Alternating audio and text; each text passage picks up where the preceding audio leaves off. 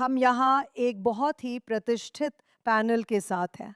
मैं कहना चाहती हूँ कि 7 अक्टूबर से पहले हम में से कई लोगों की ज़िंदगी अलग थी। मैं रिकॉर्ड पे रखना चाहती हूँ कि 7 अक्टूबर से पहले मैं मध्य पूर्व में ज़िम्मेदार एआई की क्षेत्रीय एसोसिएशन बनाने की कोशिश कर रही थी। ये मेरी मुख्य गतिविधियों में थी। 7 अक्टूबर के बाद हमारी ज़िंदगियाँ बदल गई और हम सब ने अलग-अलग चीज़ों में समय लगाना शुरू किया।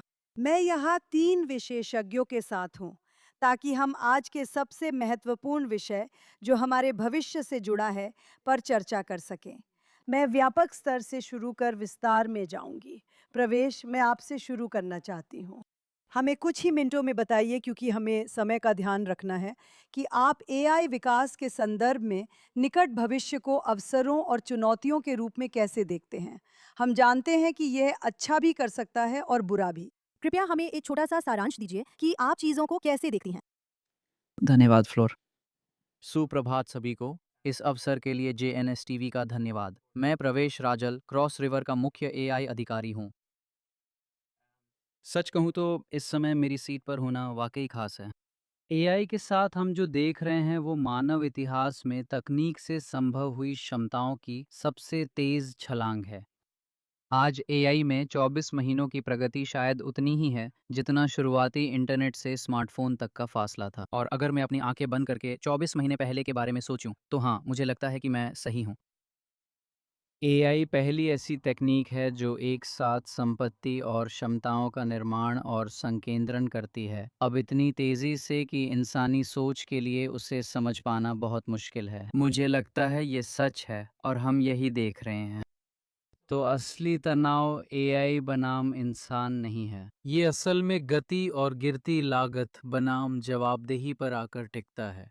मुझे लगता है कि यही हम आगे देखेंगे और यही चीज, जैसा कि आप जानते हैं, आने वाले कुछ वर्षों को परिभाषित करेगी और उस अंतर को पाटना हमारी पीढ़ी की सबसे बड़ी चुनौती होने वाली है। खैर, मुझे खुशी है कि हम आज इसके बारे में बात कर रहे हैं। डॉक्टर नवोन, आप एआई में वैज्ञानिक हैं, मोबाइल आई के संस्थापक इंजीनियरों में से एक हैं और आप एक रब्बी भी हैं। तो आप जानते हैं, 7 अक्टूबर से पहले मैं जिन कामों में शामिल थी, वे सब सुरक्षा उपायों के बारे में थे।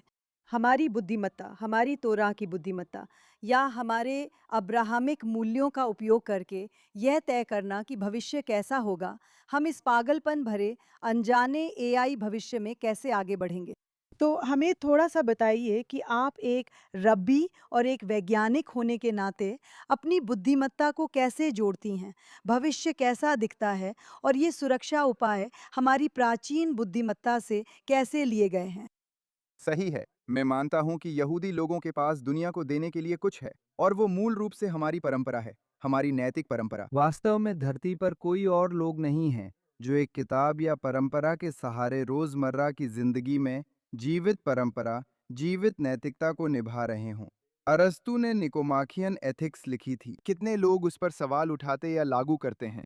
3000 वर्षों से यहूदी लोग हर तरह की कठिन दुविधाओं पर नैतिक विचारों को लागू और पुनः लागू करते आ रहे हैं। मेरा मिशन इस परंपरा को लेकर आज की कृत्रिम बुद्धिमत्ता से जुड़ी नैतिक दुविधाओं पर लागू करना है। हमें एक उदाहरण दें। तो मुझे लगता है एक अच्छा उदाहरण है। आप जानते हैं, क्या आप चैट जीपीटी से कृपया कहते हैं? क्या आप चैट जीपीटी को धन्यवाद कहते हैं? मैं ऐसा करती हूँ। क्या ये बेवकूफ़ी है? क्या ऐसा इसलिए है क्योंकि मैं ब्रिटिश हूँ?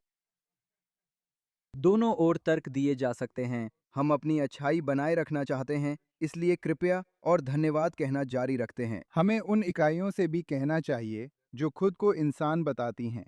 दूसरी ओर, अगर हम भी कई लोगों की तरह रिश्तों में पड़ने लगें, तो इंसानों से रिश्ते निभाने की क्षमता खो सकते हैं, क्योंकि एआई इसे हमारे लिए आसान बनाता है। इसलिए संतुलन जरूरी है। मैंने इस पर लिखा है। मैंने यहूदी विचारधारा में कई दृष्टिकोणों का, जैसे गोलेम और रामबाम की हलाखोत इस्तेमाल किया है। यहूदी विचारधारा को अपनाने और इन कठिन सवालों के जवाब देने के कई कई तरीके हैं। लेकिन जब मैं कृपया और धन्यवाद कहता हूं, तो वो सिर्फ इसलिए है कि जब एआई दुनिया पर हावी हो जाए, तो मैं चाहता हूं कि याद रहे कि मैं अच्छे लोगों में से एक था। सही है, सही है। डॉक्टर एली डेविड, आप एक सफल एआई उद्यमी हैं। आप एक शानदार सोशल मीडिया पब्लिक फिगर भी हैं। आप वहाँ बाहर जाकर उससे लड़ रहे हैं। लेकिन मैं आपसे खास तौर पर इज़राइल के बारे में पूछना चाहती हूँ। यहाँ चुनौतियाँ और अवसर हैं। हमारे पास एक रब्बी हैं जो सुरक्षा सीमाओं पर बात कर रहे हैं। लेकिन एआई के भविष्य में इज़राइल की स्थिति के लिहाज से हम कहाँ खड़े हैं? अभी टॉप एलएलएम बनाने में अमेरिका और चीन का दबदबा है, जिन्हें आप अपने फोन पर इस्तेमाल करते हैं, और कंपनियां व सरकारें भी आगे चलकर इन्हीं पर आधारित होंगी। वे लगभग बराबरी पर हैं। अमेरिका बहुत थोड़े अंतर से आगे है। मेरी नज़र में इज़राइल अमेरिकी खेमे के तहत अग्रणी देश है। हमें सुनिश्चित करना है कि पश्चिमी सभ्यता एआई में सबसे आगे रहे। और पिछले कमेंट से जुड़ा एक किस्सा, मैं इज़राइल और अंतर्राष्ट्रीय स्तर पर कुछ नियामक संस्थाओं का अनौपचारिक सलाहकार था। मेरी राय में एआई का सैद्धांतिक रूप से विनियमन होना चाहिए, लेकिन फिलहाल नहीं। अभी किसी भी तरह का विनियमन, भले ही हमें यहाँ बैठकर सही लगे, असल में इसका मतलब होगा कि हम अपने प्रतिद्वंदियों को, जो इसे विनियमित करने की कोशिश नहीं कर रहे हैं, एआई नेतृत्व थाली में सजा कर दे रहे हैं। और वे स्वायत्त घातक एआई और ऐसी सभी चीजों को विकसित करने में बिल्कुल भी हिचकिचा नहीं रहे हैं। मुझे लगता है कि अमेरिका के नेतृत्व में इज़राइल का लक्ष्य है कि प्रतिद्वंदी के कारण बिना सुरक्षा उपायों के जितना तेज हो सके आगे बढ़े। सर्वप्रथम हमें एआई के प्रमुख निर्माता और उपयोगकर्ता हों, यह सुनिश्चित करना है। तो इज़राइल की खासियत क्या है? अमेरिका, चीन है, लेकिन हमारे पास दुनिया में एआई प्रतिभा का सबसे अधिक संकेंद्रण है और हर कोई इसी की तलाश में है। जब आप तेल अवीव के सरोना इलाके में जाते हैं, तो वहां प्रति वर्ग फुट एआई प्रतिभा का सबसे बड़ा जमावड़ा है। वास्तव में हर वर्ग फुट। वाह। पहले हम जीडीपी की बात करते थे, लेकिन अब आप प्रति व्यक्ति की बात कर रहे हैं। अब आप प्रति वर्ग फुट की बात कर रहे हैं। लेकिन समस्या यह है कि तेल अवीव के सरोना इलाके में हमारे पास ज्यादा वर्ग फुट नहीं है। हमारे पास उच्च घनत्व जरूर है और वो शानदार है, बिल्कुल। हमारे पास पर्याप्त टैलेंट नहीं है। किसी भी देश के पास पर्याप्त टैलेंट नहीं है। हर कोई टैलेंट के लिए संघर्ष कर रहा है। और मुझे लगता है कि सबसे महत्वपूर्ण बात जो मैं हमारे नीति निर्माताओं को समझाने की कोशिश कर रहा हूं, वो ये है कि नहीं, हम सिर्फ ऐसे ही एआई राष्ट्र नहीं बन जाएंगे जैसे हम साइबर राष्ट्र बन गए थे। हमें टैलेंट के लिए संघर्ष करना होगा। टैलेंट के लिए संघर्ष करना टैक्स पेयर्स का पैसा या सरकारी खर्च बर्बाद करना नहीं है। सरकारी खर्च लगभग हमेशा बुरा होता है। टैक्स कटौती, टैलेंट को इजराइल वापस लाने के लिए प्रोत्साहन देना। कई टॉप एआई टैलेंट इजराइल छोड़कर सिलिकॉन वैली चले गए हैं। उन्हें वापस लाने के लिए प्रोत्साहित करें। मूल रूप से दुबई विदेशी उद्यमियों को जो प्रोत्साहन दे रहा है, हमें मौजूदा उपायों के अलावा उसे और जोर शोर से आगे बढ़ाना चाहिए। हमारे देशी टैलेंट के अलावा, जिसे दुनिया की सबसे बड़ी एआई चिप कंपनी एनविडिया भी देखती है और यहाँ एक बड़ा प्लांट बनाना चाहती है। हमारे पास सेमीकंडक्टर टैलेंट है, मगर एआई साइंस बिल्कुल अलग है। हर किसी में वो टैलेंट नहीं है। हमारे पास प्रति व्यक्ति सबसे ज्यादा है, पर हम प्रति व्यक्ति के पैमाने पर प्रतिस्पर्धा नहीं करना चाहते। हम साइबर राष्ट्र की तरह संख्याओं में भी महान बनना चाहते हैं। अविश्वसनीय। प्रवेश, आपकी राय क्या है? हाँ, मैं क्रॉस रिवर को अमेरिका और इज़राइल की साझेदारी का बेहतरीन उदाहरण बताना चाहता हूँ। मेरे अपने समूह में हमारे पास 200 इंजीनियर और एआई शोधकर्ता हैं जो यरूशलेम से काम कर रहे हैं। यरूशलेम, सिर्फ इज़राइल नहीं। बहुत अच्छा किया, क्रॉस रिवर। और जैसे जैसे हम अपना मुख्य केंद्र लगातार यरूशलेम की ओर ले जा रहे हैं, हमारा विजन है कि हम यहाँ अपने कार्यालयों को डेटा और एआई के लिए अपने वैश्विक उत्कृष्टता केंद्र के रूप में बनाएं। वाह, ये शानदार खबर है। एनविडिया उत्तर जा रही है, लेकिन क्रॉस रिवर यरूशलेम आ रही है। हाँ, अगर आपको बुरा ना लगे तो मैं डीरेगुलेशन या बिना रेगुलेशन के बारे में एक बात कहना चाहूँगा। मैं मानता हूँ कि विकास बिना रेगुलेशन के होना चाहिए, क्योंकि सभी ऐसा ही कर रहे हैं और प्रतिस्पर्धा है। हालांकि डिप्लॉयमेंट को रेगुलेट किया जाना चाहिए। डीप फेक्स बहुत बड़ा नुकसान कर रहे हैं और उन्हें भी रेगुलेट किया जाना चाहिए। मुझे लगता है ये तकनीक शानदार है और इसके कई अच्छे उपयोग हैं। हम विकास नहीं रोकना चाहते। कुछ क्षेत्रों में इसका डिप्लॉयमेंट रेगुलेट होना चाहिए। मैं इससे पूरी तरह सहमत हूँ। मेरी टिप्पणी एआई के विकास पर थी, उपयोग पर नहीं। और इसी बात पर आते हुए, क्योंकि हमने देखा है कि खासकर आप और मैं हर दिन सोशल मीडिया पर और इज़राइल के खिलाफ उसकी वैधता को नकारने वाली लड़ाई में वही संघर्ष लड़ते हैं। डॉक्टर डेविड, आप इज़राइल द्वारा एआई के इस्तेमाल को कैसे देखते हैं? हाँ, हम हमेशा संख्या में कम होते हैं। हम 1948, 1967 और 1973 में भी कम थे, लेकिन हमारे पास एआई टैलेंट है। इसे नैरेटिव वॉरफेयर से लड़ने के लिए कैसे इस्तेमाल कर सकते हैं? हमें एआई का इस्तेमाल प्रचार चलाने के लिए नहीं, बल्कि बॉट्स और राज्य या दुर्भावनापूर्ण इरादों के प्रभाव का पता लगाने के लिए करना चाहिए। रक्षा, आक्रमण नहीं। अधिकतर रक्षा के लिए। अब मैं आमतौर पर कहता हूं कि एलॉन मस्क ने ट्विटर को खरीदकर और उसे एक्स में बदलकर मानवता के लिए टेस्ला और स्पेसएक्स से भी ज्यादा योगदान दिया है। वो अभिव्यक्ति की स्वतंत्रता की आखिरी उम्मीद थे और उन्होंने उसकी रक्षा की। लोग दूसरों की राय सुनना चाहते हैं। शायद यही एक क्षेत्र है जहां मैं एआई को अपनी जगह नहीं चाहता। मैं आप दोनों की राय सुनना चाहता हूं।